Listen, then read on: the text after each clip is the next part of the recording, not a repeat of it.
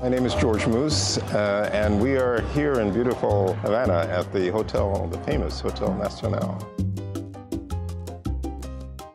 I'm somebody who takes a great interest in history and culture, and so some of the lectures we've had about this very unique history of this nation, of this island, have been, I think, especially interesting to me. It's interesting because we live right next door to Cuba, and we all make an assumption that we actually know something about the place. And then to hear people, of course, who've lived this experience and written about it so extensively, talk about it, then you realize how little we really know.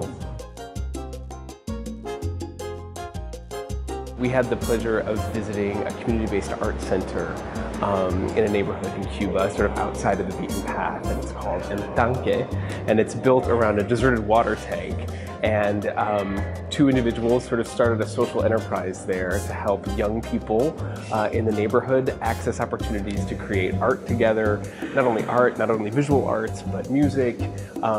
And they've rehabilitated this entire corner and created incredible opportunities for these young people not only to come together and learn these amazing skills, but to share back with the broader community, the country here, and now for us here on Rhodes Scholar, visitors from around the world.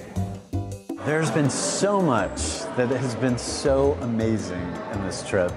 Beyond the extraordinary lectures that we've seen, it's the love of the Cuban people for Americans, and particularly for Rhodes Scholar, that has just so touched me and really made such an impact on the way I've experienced Cuba.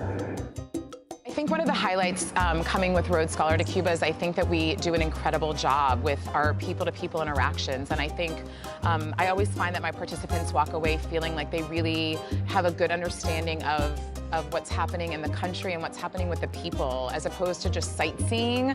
They're actually having those one-on-one interactions. It's not just going to see a performance, but it's actually being able to talk to the dancers, to the artists, and everything after. And no one does it better than we do. Rhodes Scholar has actually been bringing Rhodes Scholar participants to Cuba since 1997, and we've brought over 25,000 participants during that time. We are a nonprofit organization, and the idea is that we want to have interactions with people that promote learning for our participants, but also sharing experiences and supporting people in a special way.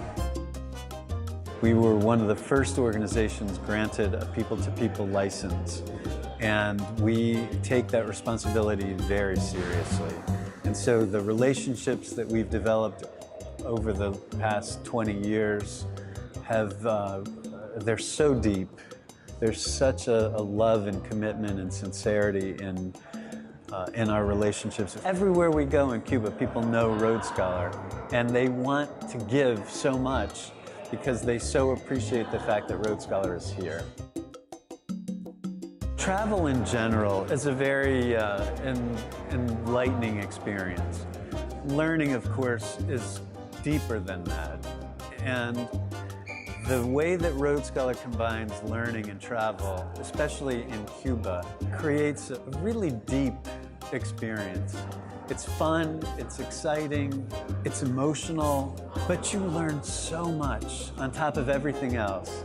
You make connections that really matter, and it's such a transformative experience. It's a true adventure, and I would encourage everybody to come to Cuba.